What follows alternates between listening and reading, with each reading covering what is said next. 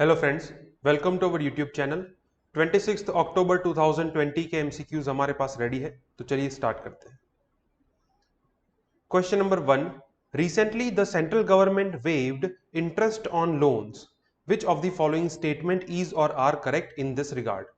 First, it covered all kinds of loans under this waiver scheme. Second, aggregate outstanding loans must not exceed rupees 2 crore. तो चलिए देखते हैं correct answer क्या होगा। Correct answer is B, second only.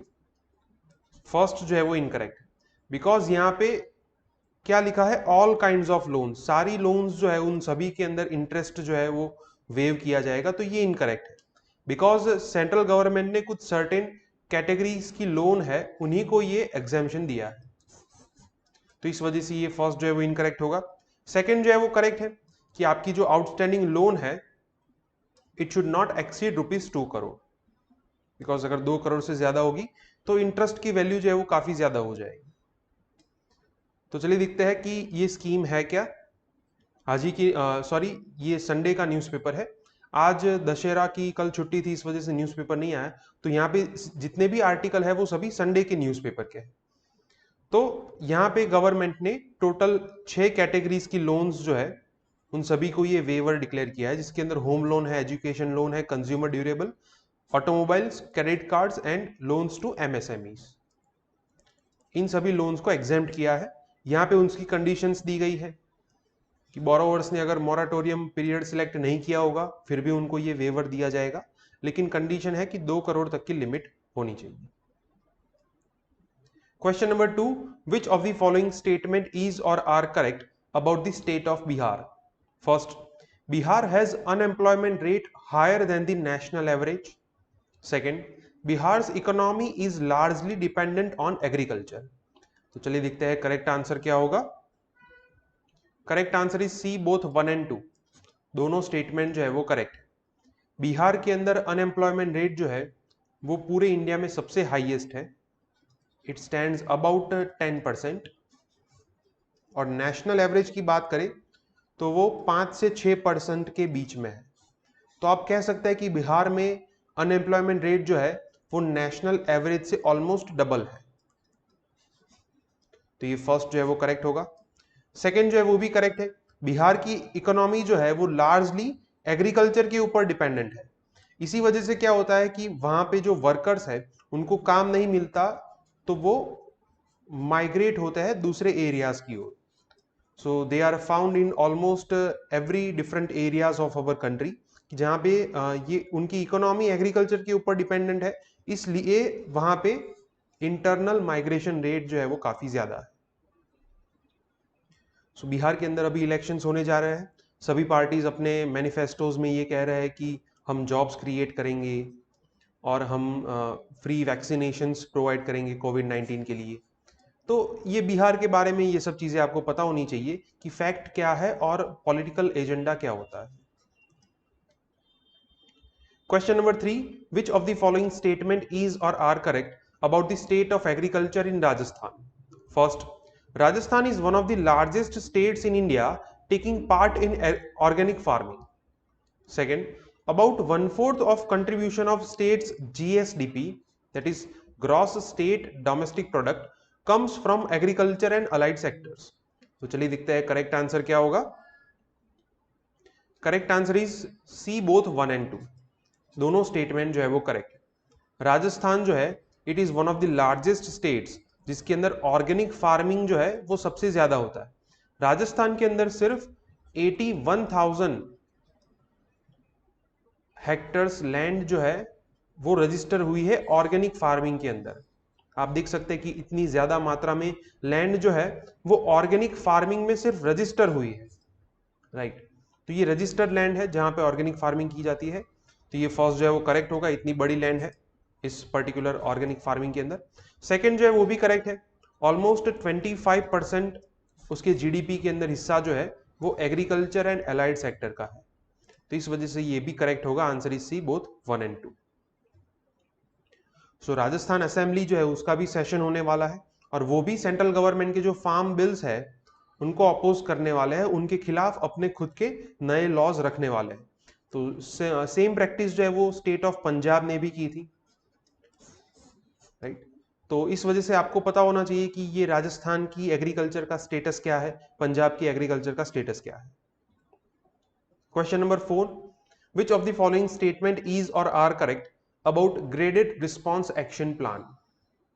GRAP के बारे में कौन सा स्टेटमेंट करेक्ट है? First, it is formulated by ministry of environment, forest and climate change. Second, the measures are to be enforced only when the quality of air deteriorates.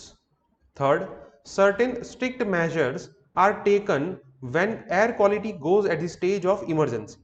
चलिए दिखते हैं correct answer क्या होगा। Correct answer is B, second and third. First जो है वो incorrect, because this particular plan is formulated by environment protection control authority which is made to tackle the air pollution of Delhi NCR। Delhi NCR के अंदर air pollution को tackle करने के लिए ये अथॉरिटी बनाई गई है और उसी के द्वारा ये प्लान जो है वो प्रिपेयर किया जाता है। तो फर्स्ट जो है वो करेक्ट, सॉरी इनकरेक्ट होगा। सेकंड जो है वो करेक्ट है। ये एक टेम्पररी मेजर है, जितनी बार अगर एयर क्वालिटी डिटीरियोरेट होगी सिर्फ उसी टाइम पे ये प्लान जो है वो एनफोर्स होगा, ये कोई परमानेंट प्लान नहीं है। तो इस वजह से ये सेकंड करेक्ट होगा। थर्ड जो है वो भी करेक्ट है। सर्टेन स्ट्रिक्ट मेजर्स लिए जाते हैं जब एयर क्वालिटी सीवर प्लस, मतलब कि इमरजेंसी लेवल पे पहुंच जाए, तो वहां पे सर्टेन स्ट्रिक्ट मेजर्स लिए जाते हैं। फॉर एग्जांपल ट्रक्स की एंट्री जो है वो बैन की जाती है, कंस्ट्रक्शन एक्टिविटीज जो है वो बैन की जाती है, एक स्पेशल टास्क फोर्स बनाई जाती है। ये सारे मेजर्स जो है वो लिए जाते हैं जब एयर क्वालिटी इमरजेंसी मोड पे हो। तो आंसर होगा B, second and third. Delhi के अंदर अभी GRAP जो है उसको एनफोर्स किया गया है, उसके बारे में ये काफी अच्छा आर्टिकल है। इसके अंदर आपको सारी डिटेल्स मिल जाएगी इस पर्टिकुलर पोर्शन में। Question number 5, which of the following statement is और are correct? First, states have no authority to overrule the legislations passed by parliament in any case. Second, Constitution states that the executive power of a state should be exercised so as it does not impede executive powers of center। तो चलिए देखते हैं correct answer क्या होगा। Correct answer होगा B, second only. First जो है वो इनकरेक्ट है। अब देखिए फर्स्ट स्टेटमेंट जो है उसके अंदर आर्टिकल 254 सब क्लॉज सेकेंड वो मेंशन किया गया है। इसके अंदर ये लिखा है कि स्टेट गवर्नमेंट के पास ये अथॉरिटी नहीं है कि वो पार्लियामेंट के लेजिस्लेशन को ओवररूल कर सके, लेकिन यहाँ पे ये फ्रेज दिया गया है इन एनी केस, तो ये गलत है। बिकॉज ये 254 सेकेंड जो है it talks about the concurrent list. Concurrent list के अंदर जो सब्जेक्ट है उसके ऊपर सेंटर एंड स्टेट दोनों लेजिस्लेशन बना सकते हैं। अब अगर मान लो कि सेंट्रल गवर्नमेंट ने ऑलरेडी कोई एक्ट बनाया है और स्टेट गवर्नमेंट को उस पर्टिकुलर एक्ट को ओवर रूल करना है, मतलब उसको कैंसिल करके अपना एक्ट जो है उसे प्रिवेल कराना है, तो क्या ये पॉसिबल है या नहीं? जनरल केस में ये पॉसिबल नहीं है, लेकिन अगर मान लो कि स्टेट गवर्नमेंट का जो एक्ट है उसे प्रेसिडेंट असेंट दे देते हैं, if president gives assent to the legislations which is enacted by the state governments under this concurrent list, तब जाके ये लेजिस्लेशन जो है वो सेंट्रल गवर्नमेंट को ओवररूल करेगा। मतलब कि यहाँ पे सेंट्रल गवर्नमेंट का लॉ जो है वो लागू नहीं होगा, स्टेट गवर्नमेंट का लॉ जो है वो प्रिवेल करेगा। कंडीशन सिर्फ एक ही है, प्रेसिडेंट का असेंट मिलना चाहिए। और यहाँ पे क्या लिखा है कि किसी भी केस में ये स्टेट गवर्नमेंट जो है वो ओवररूल नहीं कर सकते, तो इस वजह से ये फर्स्ट जो है वो इनकरेक्ट होगा। सेकेंड जो है वो करेक्ट है। स्टेट गवर्नमेंट के जो एग्जीक्यूटिव पावर्स है वो उसी टाइप से एग्जीक्यूट कर सकता है कि जिसकी वजह से सेंट्रल गवर्नमेंट के एग्जीक्यूटिव पावर्स को ओवररूल ना करें। यहां पे जो पावर्स की बात की गई है वो लेजिस्लेटिव पावर है, उसमें वो ओवररूल कर सकते हैं, लेकिन एग्जीक्यूटिव पावर में स्टेट गवर्नमेंट के पास ये अथॉरिटी नहीं है कि वो सेंट्रल गवर्नमेंट के एग्जीक्यूटिव पावर को ओवररूल कर सके। So this is correct according to article 257 of the constitution. अगर मान लो कि वो सेंट्रल गवर्नमेंट के एग्जीक्यूटिव पावर को इंपीड करते हैं, then the central government can ask president to impose president rule on that particular state. तो ये करेक्ट होगा, answer is B, second only. So अभी जो स्टेट गवर्नमेंट्स कर रही है कि उन्होंने अपने लॉज बनाए हैं फार्म एक्ट को इंपीड करने के लिए, तो वो तब तक लागू नहीं होगा जब तक उस पर्टिकुलर एक्ट को प्रेसिडेंट का असेंट नहीं मिल जाता। नहीं तो सेंट्रल गवर्नमेंट जो है, पार्लियामेंट जो है, उस पर्टिकुलर लॉ को नेगेट कर सकते हैं। Question number 6, which of the following part of our country does not come into flood prone zones? First, delta of Ganga and Brahmaputra. Second, mouth of Narmada and Tapi river. Third, Godavari delta region. And fourth, area to the west of Western Ghats. तो चलिए देखते हैं correct answer क्या होगा। Correct answer is D, area to the west of western Ghats. अब मैं आपको flood prawns areas बताता हूं। यहां पे आप देख सकते हैं ये फ्लड प्रोन एरियाज का मैप है। तो ये पूरा रीजन जो है पंजाब दोआब रीजन, तो ये जो है वो फ्लड प्रोन एरिया में आता है। फिर गंगा एंड यमुना का जो ओरिजिन है, यहां से लेके उसका जो पूरा कोर्स है, ये पूरा फ्लड प्रोन रीजन्स में आता है। अलॉन्ग विद दैट ये ब्रह्मपुत्र रिवर जो है उसका कोर्स है, ये भी फ्लड प्रोन एरिया में आता है। यहाँ पे जो गंगा ब्रह्मपुत्र का डेल्टा रीजन है वो भी फ्लड प्रोन एरिया में है। गोदावरी रिवर का डेल्टा रीजन वो भी फ्लड प्रोन एरिया में है। और यहाँ पे आप देख सकते हैं mouth of Narmada and Tapi river, ये भी फ्लड प्रोन जोन है। हमारा आंसर होगा डी, बिकॉज ये आप देख सकते हैं कि वेस्टर्न घाट्स में जो वेस्ट एरिया है वो फ्लड प्रोन एरिया में नहीं आता, तो इस वजह से हमारा आंसर होगा D.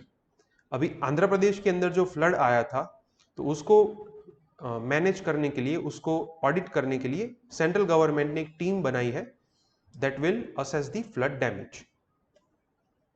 Question number 7. Recently, the Prime Minister inaugurated Asia's longest temple ropeway in which of the following state? Option A, Himachal Pradesh. Option B, Uttarakhand. Option C, Gujarat. And option D, Maharashtra. तो चलिए देखते हैं correct answer क्या होगा। काफी आसान question है, answer होगा सी, गुजरात। अभी रिसेंटली आपने कल ही देखा होगा, हमारे जो प्राइम मिनिस्टर है उन्होंने गुजरात के अंदर 3 प्रोजेक्ट लॉन्च किए थे। उसमें गिरनार के अंदर ये जो उन्होंने टेम्पल रोपवे इनॉग्रेट किया था, it is the Asia's longest temple ropeway project. Question number 8, which of the following statement is और आर करेक्ट अबाउट किसान सूर्योदय योजना? First, it was introduced recently by Union Ministry of Agriculture and Farmers Welfare to double farmers' income. Second, it aims to provide यहाँ पे word mention नहीं किया गया, day time electricity to farmers for irrigation and farming. तो चलिए देखते हैं correct answer क्या होगा। Correct answer is B, second only. First जो है वो इनकरेक्ट, बिकॉज ये पर्टिकुलर स्कीम जो है किसान सूर्योदय योजना, वो भी उसी 3 प्रोजेक्ट का हिस्सा थी जो रिसेंटली हमारे प्राइम मिनिस्टर ने गुजरात के अंदर लॉन्च की है। गुजरात के अंदर फार्मर्स के लिए ये एक स्कीम लॉन्च की गई है जिसके अंदर उनको दिन के टाइम पे इलेक्ट्रिसिटी दी जाएगी, जहां पे फार्मर्स उसको इरिगेशन एंड फार्मिंग के यूज में ले सकता है। तो इस वजह से उनकी इनकम जो है वो भी डबल होगी, वहां पे उनको बेनिफिट मिलेगा। But it is not introduced by union ministry, ये एक गुजरात गवर्नमेंट की स्कीम है, तो इस वजह से ये फर्स्ट जो है वो इनकरेक्ट होगा। सो यहाँ पे आप देख सकते हैं कि किसान सूर्योदय योजना को भी मेंशन किया गया है, तो उसका ऑब्जेक्टिव जो है वो भी यहीं से लिया गया है। तो ये दूसरा प्रोजेक्ट था। फर्स्ट हमने देखा कि ये रोपवे प्रोजेक्ट है, और थर्ड के अंदर उन्होंने एक हॉस्पिटल जो है उसको इनॉग्रेट किया है which is dedicated to cardiology and research. Question number 9. Recently, the government of India signed a defense deal for close quarter carbine weapons with which of the following country? Option A, USA. Option B, France. Option C, Russia. And option D, UAE. तो चलिए देखते हैं correct answer क्या होगा। Correct answer is D, UAE। यहां पे आप देख सकते हैं कि ये जो वेपन है क्लोज क्वार्टर कार्बाइन वेपन, तो उसके लिए UAE की फर्म के साथ हमने ये डील जो है वो सेट की है, और उसकी वजह से इंडियन मैन्युफैक्चरर्स को काफी बेनिफिट मिलने वाला है। तो इस वजह से ये डील के बारे में आप पढ़ सकते हैं। Question number 10, which of the following statement is और are correct about core investment companies? First, it is a specialized financial institution similar to NBFCs. Second, it is registered by RBI. And third, it should have an asset size more than ₹1000 crore. तो चलिए देखते हैं correct answer क्या होगा। Correct answer is B, first and second. Third जो है वो incorrect. Core investment companies जो है they are similar to NBFCs, non banking financial companies. वो एक स्पेशलाइज्ड फाइनेंशियल इंस्टीट्यूशन है। It is also registered by RBI, लेकिन उसकी मिनिमम असेट साइज जो है वो 100 करोड़ है। It should be having an asset size more than 100 crore, और यहाँ पे 1000 करोड़ लिखा है, इस वजह से ये गलत होगा। Answer is B, 1 and 2। So आप सभी को पता होगा कि ये IL&FS की जो क्राइसिस आई थी अक्टूबर 2018 में, which amounts almost 99,000 crore. So IL&FS क्या है? It is an RBI registered systematically important core investment companies, right? तो ये core investment companies के concept आपके clear होने चाहिए। दूसरी चीज की IL&FS क्राइसिस के लिए कौन से इंस्ट्रूमेंट्स रिस्पॉन्सिबल थे, तो ये भी आपको कवर करना चाहिए। ओके फ्रेंड्स, तो आज के 10 MCQs यहाँ पे कंप्लीट होते हैं। अगर आपको कोई डाउट है तो आप कमेंट सेक्शन में लिख सकते हैं। हमारे वीडियो आपको पसंद आए तो इसे लाइक कीजिए और हमारे चैनल को सब्सक्राइब कीजिए। Thank you.